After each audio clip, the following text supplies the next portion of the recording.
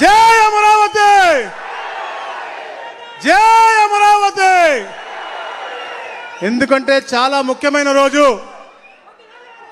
అమరావతి గెజెట్గా ఏదైతే పార్లమెంట్లో పాస్ అయిన తర్వాత గెజెట్గా వచ్చిన తర్వాత పెట్టిన మొట్టమొదటి మీటింగ్కి మన అధినాయకులు, మనందరికి కూడా దైవ స్వరూపులు చంద్రబాబు నాయుడు గారు రావటం, మరి ఈ రోజున మీ అందరి సమస్యలు తెలుసుకుని పరిష్కరించడం కోసమే కాకుండా రాబోయే రోజుల్లో ఎలా మీ అందరి భవిష్యత్తుని తీర్చిదిద్దబోతా ఉన్నారో అది చెప్పడం కోసం రావడం జరిగింది. ముఖ్యంగా మిత్రులారా, అక్క చెల్లెలారా, మా అన్నదమ్ములారా, కుటుంబ సభ్యులారా, అమరావతి గురించి ఎందుకు ఇవాళ నేను ముందుగా మాట్లాడుతూ ఉన్నానంటే మీ అందరి ఆశీస్సులతో ఇక్కడ శాసనసభ్యుడు అయ్యాను. చంద్రబాబు నాయుడు గారి ఆశీస్సులతో ఒక మంచి మంత్రి పదవిగా ఉన్నాను, రెవెన్యూ మంత్రిగా ఉన్నాను. తప్పకుండా వారి చెప్పిన ప్రతి ఒక్క అంశంలో కూడా క్షేత్రస్థాయిలో ఎలాంటి తప్పు జరగకుండా చేసే లక్ష్యంతో మేము మా టీం పనిచేస్తూ ఉన్నాం. కానీ ఈరోజు అమరావతి మనం చాలా మాట్లాడుకోవాల్సిన అవసరం. ప్రపంచంలో ఉన్న ప్రతి ఒక్క తెలుగువాడు కాంక్షించినటువంటి క్యాపిటల్, దేవతలు నివసించినటువంటి క్యాపిటల్. అలాగే ఈ దేశంలో 50 పార్టీలు ఉంటే 50 పార్టీలు మనకి సపోర్ట్ చేస్తే ఒక్క తుగ్లక్ పార్టీ మాత్రం ఇక్కడ ఉన్నటువంటి పార్టీ మనకు సపోర్ట్ చేయలేదు. ఇది సమంజసమా అని అడుగుతా ఉన్నాను. మనం మాట్లాడుకోవాల్సిన అవసరం ఉంది అని చెప్తా ఉన్నాను నేను. మీకు గుర్తుంది, ఎప్పుడైతే అమరావతి రైతులు అరసవెల్లి ప్రయాణం అయ్యారో ఇదే మండలం నుంచి, ఇదే బట్టిపోలు మండలం నుంచి మనకు ఆటంకాలు కలిగించారు. దీని తర్వాత మా రేపల్లలో విపరీతంగా కట్అవుట్లు పెట్టి ఆటంకం కలిగించారు. కానీ మీరందరూ వాళ్ళకి స్వాగతం పలికి, వాళ్ళ కాళ్ళకి పారాన్ని కప్పి, వాళ్ళకి పసుపు నీళ్లు చల్లి, ఎంతో ఘనంగా పూలు చల్లి మీరు స్వాగతం పలికారు. నిజంగా మీ అందరూ కూడా శిరస్సు ఉంచి నమస్కారం తెలియజేస్తా ఉన్నాను.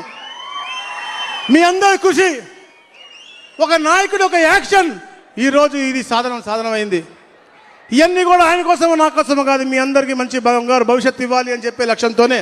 అలాగే ఈ తుగ్గులకు ఎవరైతే పరిపాలించారో 2019-24లో అతని యొక్క ఆ క్రూరత్వం, మీ పట్ల ఉన్న ద్వేషాన్ని కూడా మీరు చర్చించాల్సిన అవసరం ఉంది అని చెప్పేసి కూడా తెలియజేసుకుంటూ, మరి ముఖ్యంగా ఈరోజు మీ భూమి మీ హక్కు ఒక అద్భుతమైన కార్యక్రమం.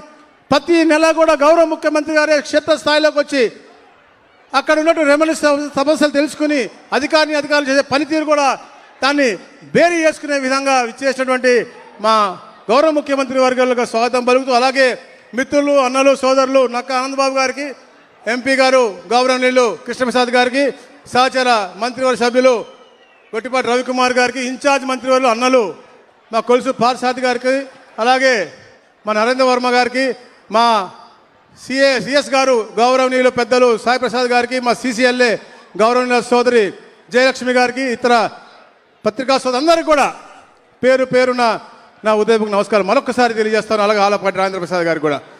మిత్రులారా, నేను సుదీర్ఘంగా మాట్లాడుతానని కాదు, కాకపోతే ఎందుకంటే ఈ రెవెన్యూ సమస్యలు ఎందుకు వచ్చినాయి అని కూడా మనం చూసుకోవాల్సిన అవసరం ఉంది. గత పరిపాలకులు కేవలం భూ దాహంతో, సంస్కరణల పేరుతో అన్ని కూడా మనం విధ్వంసం చేసే విధంగా ల్యాండ్ టైటిలింగ్ యాక్ట్ తెచ్చారు. వారి ఇష్టం లేకపోతే 22A పెట్టారు. వివిధ రకాలుగా పేదవారి భూములను హరించే విధంగా కార్యక్రమాలు చేశారు.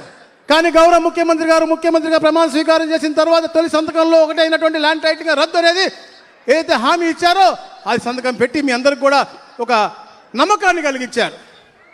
మొట్టమొదటి రోజే మీకు గుర్తుంది, డిఎస్సి ఇస్తామని చెప్పి సంతకం పెట్టారు, అది పెట్టారు. అన్నా క్యాంటీన్లు పెడతా అన్నాం, పెట్టాము. నైపుణ్య గణన ఉద్యోగ అవకాశాల కోసం ఉన్నాం, అది చేస్తా ఉన్నాం. ఇట్లా అన్ని కార్యక్రమాలు చేసుకుంటూ సంక్షేమం, అలాగే సూపర్ 6 అనేది క్షేత్రస్థాయిలో అద్భుతంగా అమలు చేస్తూ సంక్షేమము అభివృద్ధి రెండు కూడా సమానంగా ముందుకు తీసుకెళ్తా ఉన్నాము. మిత్రులారా, మీరు అందరూ గ్రహించాలి, ఎప్పుడు ఎలాంటి ఎన్నికలు, ఎందుకంటే నేను చెప్తాను రెవెన్యూ సమస్యలు రాష్ట్రంలో ఎప్పటి నుంచో ఉన్నాయి. కానీ అవన్నీ కూడా క్షేత్రస్థాయిలో ప్రతి ఒక్కటి కూడా తెలుసుకుని అవన్నీ కూడా పరిష్కార మార్గం వైపు పూర్తిగా తీసుకెళ్తున్న ప్రభుత్వం ఏకైక ప్రభుత్వం మన ప్రభుత్వం అని చెప్పేసి కూడా నేను తెలియజేస్తా ఉన్నాను. ముఖ్యంగా ఈరోజు కార్యక్రమం పాస్బుక్ కార్యక్రమం ఏదైతే ఉందో, గత పరిపాలకుడు అతనికి ఫోటో పిచ్చితో అతని ముద్ర వేసుకున్న పాస్బుక్ మనకు అవసరమా? మనకు అవసరమా అతని ఫోటోతో ఉన్న పాస్బుక్ని అడుగుతా ఉన్నాను. చెప్పాలి సోదరి, నువ్వే ఉన్నావు, గట్టిగా చెప్పాలి. అవసరమా? మీ అమ్మదో, మీ నాన్నదో, మీ తాతదో ఎవరైతే భూమి మనకి ఇచ్చారో వారి భూములు కాదు, కానీ ఇతనేదో దానం చేసినట్టుగా అతని భూమి వేసి.